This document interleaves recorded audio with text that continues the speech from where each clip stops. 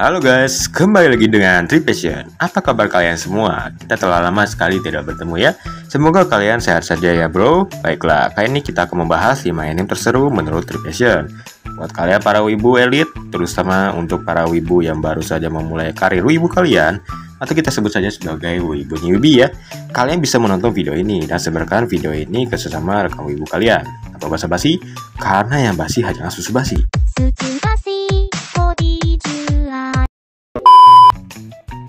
Kita langsung aja ke topiknya. Yang pertama kita masukin Hitoribochi no Maru-Maru Seikatsu.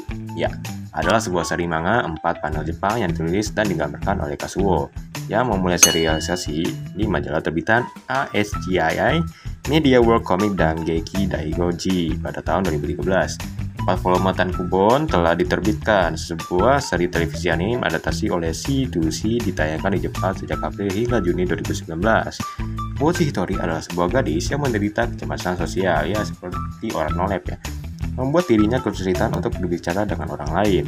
Setelah memasuki sekolah menengah, satu-satunya teman yang ia miliki, Kayawara, bersekolah di tempat yang berbeda, mengatakan kepada Bochi bahwa dia memutuskan bersahabat bersama Bochi dapat berteman dengan sebuah teman di kelasnya.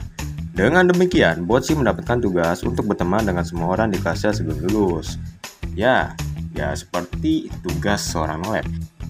Anime ini sangat bagus untuk ditonton bersama keluarga kalian guys, karena anime ini sangat edukatif dan banyak unsur komedinya. Yang kedua kita masukin Tokyo Ghoul. Jujur, Mimin ini kalau nonton Tokyo Ghoul langsung kena mental. Entah ceritanya bagus atau Mimin sendiri yang gila. Tokyo Ghoul adalah sebuah seri manga seinen Jepang bergenre fantasi gelap yang ditulis dan diilustrasikan oleh Shui Ishida. Manga ini dimulai dalam majalah Weekly Young Jump diterbitkan Shueisha sejak bulan September 2011 hingga September 2014. Dan telah dibandel menjadi 14 volume tankobon hingga bulan Agustus 2014. Memang ini anime agak lama ya, tapi menurut Mimin ini adalah anime seru sekali guys. Oke, kita lanjut ya. Sebuah sequel yang berjudul Tokyo Ghoul Re. Kalian pasti tahu lah, Tokyo Ghoul Re. Sejenis lanjutannya ya. Dimulai di majalah yang sama antara bulan Oktober 2014 guys hingga Juli 2018. Dan kemudian dibandel menjadi 16 volume tankobon. Ya, tankobon seperti yang tadi ya, Hitoribochi no Maru-Maru Seikatsu. Sebuah cerita prequel bertajuk Tokyo Ghoul dirilis sejak daring di Jump Live. Oke, kita lanjut ke ceritanya ya. Ini bukan voice spoiler ya, tapi kita akan menceritakan beberapa sinopsis ya. Ken Kaneki, ya Kaneki, kalian pasti tahu lah gaya yang sering dilakukan Kaneki, yang hampir tidak dapat bertahan hidup setelah pertemuan kematian dengan Rize Kamishiro, seorang wanita yang diturunkan menjadi ghoul, yaitu makhluk mirip manusia yang berburu dan memakan daging manusia. Dibawa ke rumah sakit dalam kondisi kritis. Setelah sembuh, Kaneki menemukan bahwa entah bagaimana ia menjalani operasi yang mengubahnya menjadi setengah ghoul.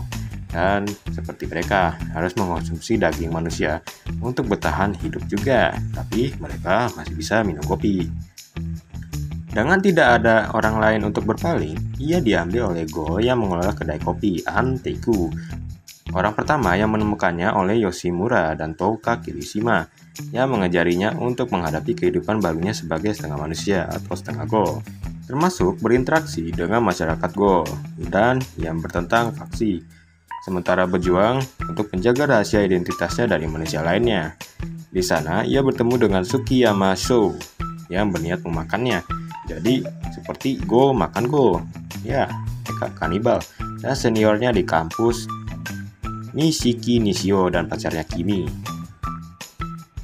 Anime ini memiliki alur kisah yang seru seperti Mimin yang tadi ceritakan. Jadi bagi kalian yang nonton harus siapkan mental kalian. Kalau enggak, kalian bisa jadi seperti Go dan bisa membuat penonton kena mental. Ya, apalagi seperti Mimin ini sampai mau beli masker Kaneki.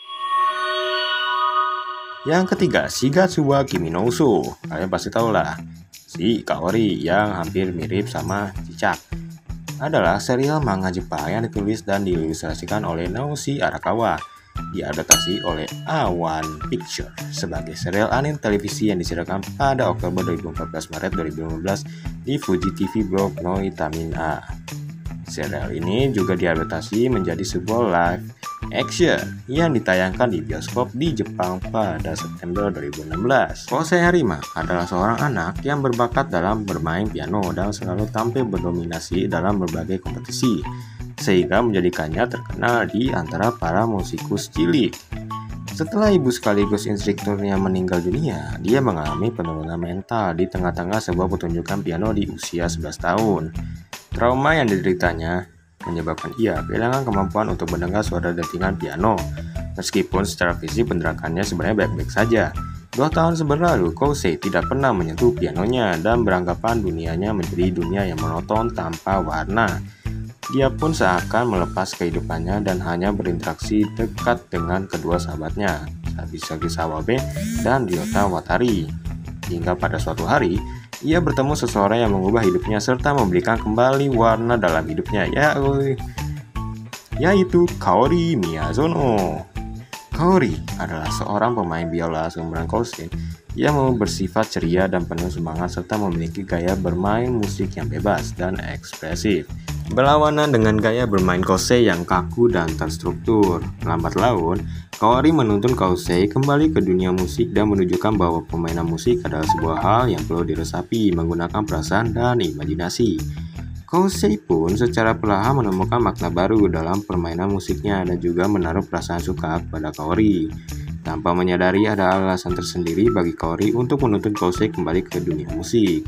Anime ini memberikan banyak sekali pelajaran untuk kita renungkan, baik sebagai sahabat atau sebagai orang tua. Tapi bagi kalian yang nonton, kalian pasti nggak boleh baperan ya. Tapi bagi kalian yang mau nonton, saya tidak ingin spoilernya, kalian harus nonton sendiri, oke? Yang keempat, Minami Kamakura High School Girls Cycling Club adalah serial manga Jepang oleh Niruyuki Matsumoto yang serial di majalah manga Shonen Mag Garden, majalah multikomik Blade sejak tahun 2011. Telah dikumpulkan dalam 9 volume tankobon.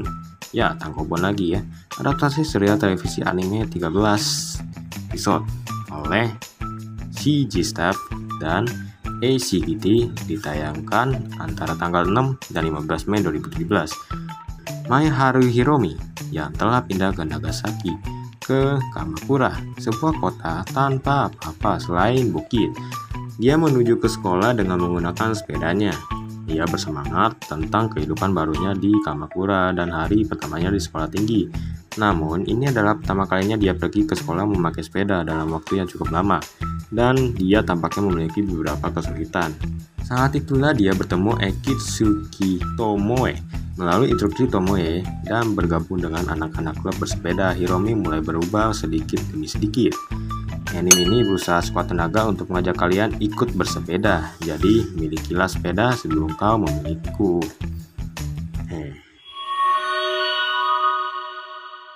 Yang kelima, Grand Blue, juga dikenal sebagai Grand Blue Dreaming, adalah sebuah seri manga Jepang yang ditulis oleh Kenji Ino dan diilustrasikan oleh Kimitake Yoshioka.